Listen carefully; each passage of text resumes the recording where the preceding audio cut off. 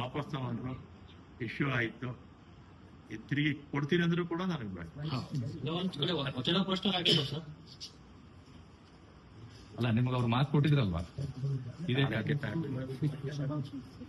ರಾಮಚಂದ್ರ ರೆಡ್ಡಿ ಅವರ ಒಂದು ಅಂತರಾಳದ ಆತ್ಮದ ಒಂದು ನೋವು ನಿವೇದನೆ ಏನಾದ್ರು ಅರ್ಥ ಆಗಿದೆ ಅವ್ರಿಗೆ? No comments.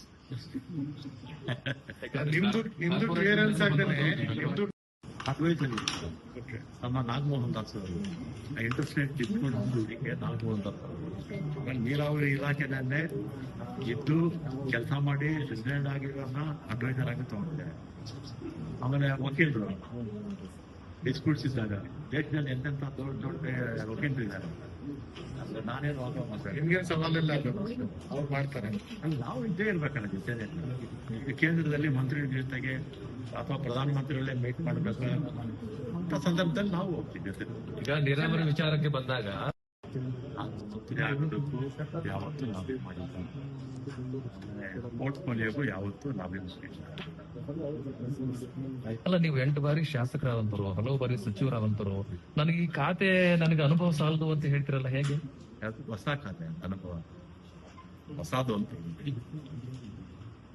ನೀರಾವರಿ ನಮ್ಗೆ ಹೊಸ. ಆಮೇಲೆ ಏನ್ ನನಗೆ ಈಗ 37 ವರ್ಷ ಆಯ್ತು, MLA ಆಗಿಲ್ಲ, 6ನೇ ಸಲ ಮಿನಿಸ್ಟರ್ ಆಗಿದ್ದೀನಿ.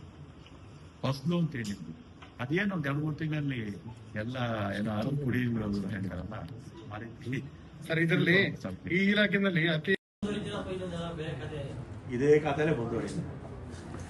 ನಾನಿನ್ ಯಾವ್ದು ಕೇಳಕ್ಕೂ ಹೋಗಲ್ಲ. ಅಲ್ಲ ಸರ್, ಇಂಥ ದೊಡ್ಡ ಇಲಾಖೆ ಜೊತೆಗೆ ಅಡಿಷನಲ್ ಆಗಿ ಇನ್ನೊಂದು ಖಾತೆ ಕೊಟ್ರೆ ಏನ್ ಮಾಡ್ತಾರೆ?